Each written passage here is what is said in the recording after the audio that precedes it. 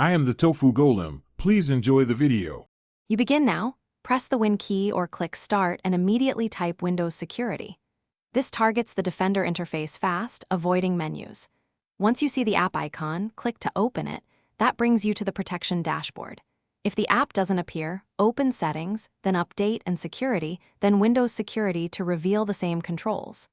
Doing this ensures you reach Defender without extra steps, so you can verify protection status and proceed. Now that Windows Security is open, focus on the core controls. You'll check virus and threat protection to see active scans and last update. This confirms definitions are current.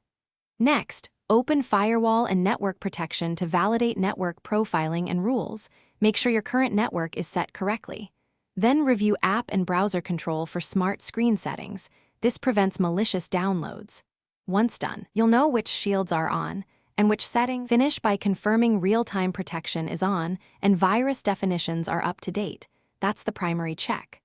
Run a quick scan now, or a full scan if you suspect compromise, and review results.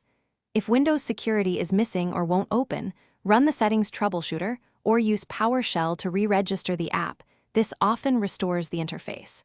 If problems persist, restart Windows Update Services and retry. Make sure to document any errors so you can apply the correct fix. Thanks for watching. Consider subscribing if we helped you today.